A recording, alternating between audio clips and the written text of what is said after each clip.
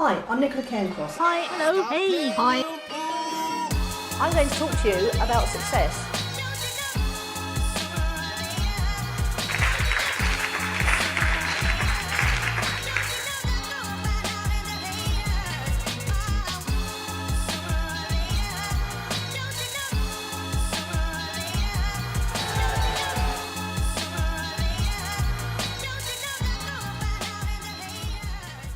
Yes.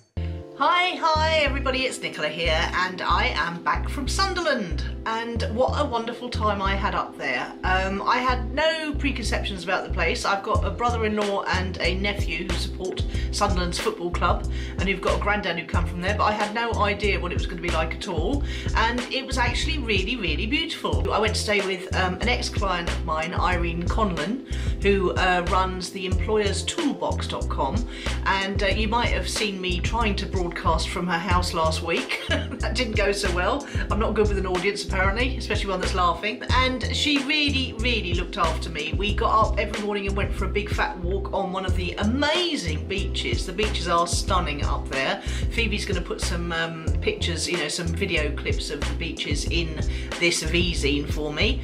And then what else did we do? We went out for dinner, we went out for a meet-up in Newcastle, so I got to see the Tyne, and we met some amazing people who all have membership sites. That was really good. What else did we do?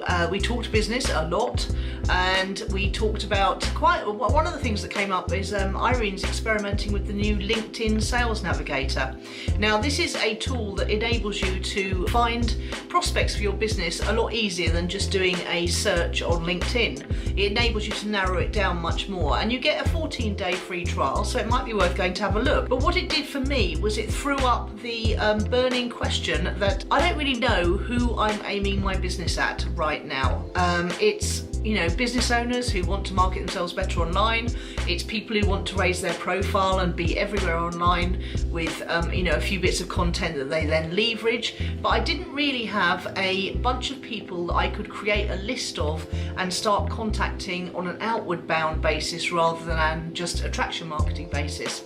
So that's been the question that's been most on my mind this week, and I've been working through a great book by one of my favourite authors who wrote Predictable Revenue, which is Aaron Ross, who was one of the guys that headed up the sales team at Salesforce, and his new book's called From the Impossible to Inevitable: How Fast Growth Companies Fuel That Growth. And not that I want to be a fast growing company necessarily, but it's just cementing in some of the concepts that I picked up from Predictable Revenue, his other book, which was fantastic by the way. And again, you know, it threw up this concept of having a list of people that you can identify and go out to market your business to. So that's what I've been thinking about all over this weekend. I've been thinking about the clients in the past that I've had the best results with. I've been having lots of thoughts about, you know, previous clients I've worked with, and one of the things that's come out of that is that I really love to work with specialist consultants. A lot of my clients who I've had the biggest successes with have been specialist consultants. Either they have a specialty they consult in, or that they have a niche market that they consult with to get the best results. So that's something I've been thinking about a lot this last few days. This Vzine might be a little bit late because Phoebe's had a really busy week. She's been off to London. She was invited to an influencers party in London, and she impressed the hell out of me by going up there on her own. First time she'd ever been to London on her own. Managed to find her way up there. Well, missed the train, but then she got there eventually, and she had a really fabulous time, and she was just out networking, you know, like it was going out of fashion. She's also finished Pete Jenkins' personal branding video, which is a friend of mine who is one of the world experts on gamification.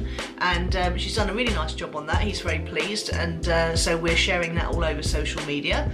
And if you come to either my Facebook page or my blog, or go to Soremekun.com, you will be able to see that branding video there. So if you fancy one for your business, you know who to get in touch with. This week we're off to Penina Shepherd's Acumen Business Law Business Convention. It's always a fantastic event. It's at the Grand in Brighton, and it involves lunch first, so that's always a plus. And then 200 to 300 business people will then move between different rooms to pick up on topics of their choice.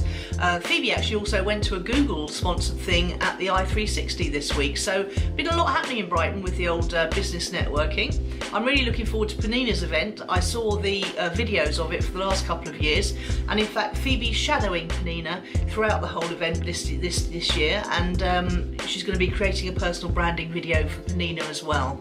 So all go on the South Coast.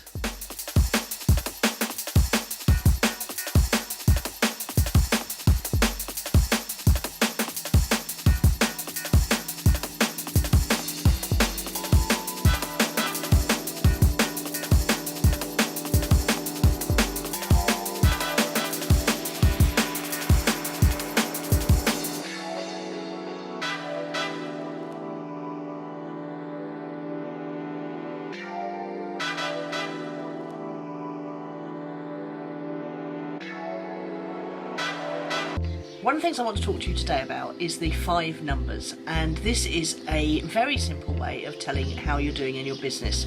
And surprisingly, when I do consultancy days with clients or when I work with my mastermind level group, even though those people are successful solopreneurs, specialist consultants and owners of SMEs, they often don't know what their 5 numbers are. So I get them to go through the 5 numbers, and I can tell exactly what they need to focus on in their business. And in fact, if you know what the 5 numbers are, if you run through them every Monday morning or every Friday afternoon, always at the beginning of the week or the end of the week for the next week, you'll know what you need to focus on in the next week coming. So the 5 numbers, what are they? They are, first of all, how many unique visitors did you get to your website? And you can find that out by putting Google Analytics onto your website and then looking at that every week. And what you want is the unique users. So not the overall visits, you want actually how many unique users visited your website. The second number you need is how many of those people came onto your mailing list. You need to know how many of those people opted in for one of your free gifts, or to have a consultancy session, or to just generally watch a webinar perhaps, and that will tell you how much your list is growing. Because if you lose a certain number of people every week, and if you gain a certain number of people every week, then you know that your list is either going backwards, standing still, or moving forwards.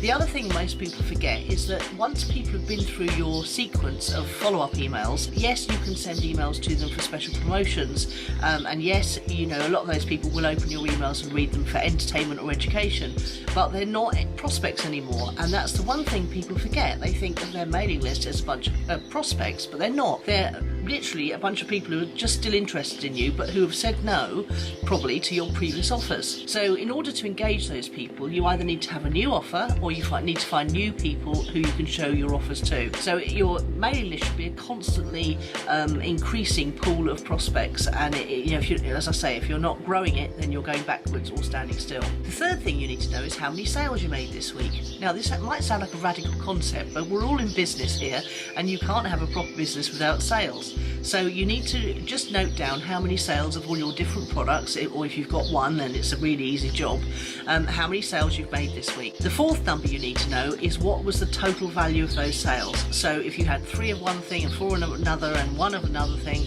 or if you had some recurring customers, for example, you've got a membership site, then just add up the total sold that week in terms of a numerical value. And the final thing you need to know, the fifth thing, is you need to know what your unique visitor value is, and you can decide that by working out how many sales you made this week divided by how many unique visitors you got, and that will give you a rough idea of how much a new unique visitor is worth to you, and that will give you a really good idea of how much you can spend on advertising. Now, we did cover advertising in a couple of podcasts ago, so do go and have a look at Own It, the podcast, and I went into a much more detailed explanation of how you can work out how much you can afford to spend on your advertising, given your unique visitor value and given your profit margins on your products. So go and check that out at ownitthepodcast.com. I think it was episode 130. I really hope you enjoyed these quick tips on what 5 numbers to focus on every week, and as I say, it's best if you do it on a Friday or a Monday, because if you know that you're not getting any traffic, that's the thing to focus on this week. If you know that you're getting traffic but you're not actually getting any of those people to opt into your mailing list, then, or indeed your push crew, or indeed download your app, then that's something you need to focus on this week. If you're getting people to your website and you're getting people to your offers and you're getting people into your mailing list but they're not buying anything, then that's what you need to focus on. You need to work out on, if you need to make a new offer, if the pools become stagnant, if it needs refreshing, or if you need to make sure that everyone in your mailing list has indeed seen your offer, because only 10 to 20, 30% of people ever open any email. So that's why you should resend your emails with different subject lines as well. So if you're getting traffic to your website and you're getting opt-ins and you're getting sales, then the next thing to work out is how can you get more unique visitors at a price point that's under your unique visitor value. Do let me know if you find this interesting, if you found it useful. Just comment underneath here on YouTube, comment underneath on Facebook, or if you're on the blog, I think the comments link is above. Look forward to talking to you next week. Bye.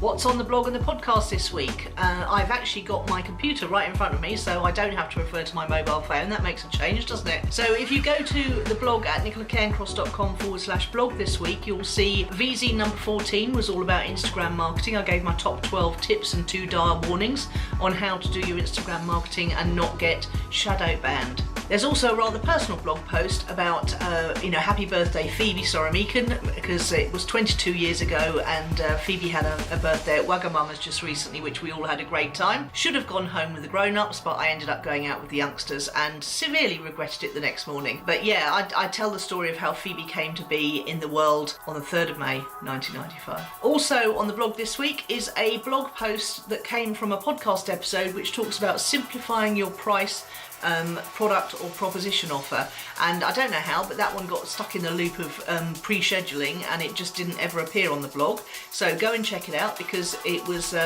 a really good episode, that one, where we talk about the different ways you can simplify things to make it easier for your customers to buy from you. Vzine number 15 still there. It's all about my number 1 productivity hack. I think I'm wandering around a graveyard in this one, trying to find an interesting backdrop for you. As you can see today, I've just stuck with my ex-husband's living room wall. One of the pictures actually we bought a long time ago. We used to go to art colleges, final year shows, and buy the pieces at auction, so you get really big pictures, really great quality pictures too, and you get to help art students. So if you fancy doing that, go and check out your local art college. It's coming up to final year shows right now, and some of the fine art students might be selling off their pieces. Phoebe's just been invited to go to the Truman Brewery in London, and I'm hoping I'm going to get to go as well, because one of her friends has got their final year fashion show. It's been chosen as one of the shows from around the country where they are invited to go up to the Truman Brewery and show off their clothing range to the press and associated buyers from all the shops, which would be really, really exciting. I don't know if you know, but I used to go to art college and I did fashion, so it's a subject very dear to my heart, even though I wear black all the time now. And finally, on this week's ownitthepodcast.com, you'll see that our topic is how to calculate an advertising budget and still stay in profit. So if you're starting to think about doing Facebook ads, Twitter ads, LinkedIn ads, which are starting to look a bit more attractive nowadays, then you might be wondering, how do I set an advertising budget? I go into it quite some detail in this episode, telling you how to do that and make a 1 to 2 return on your money. So if you put £1 in, you get £2 back out again, ideally. So it's a busy week, looking forward to it. Hope you have a great time too. Bye.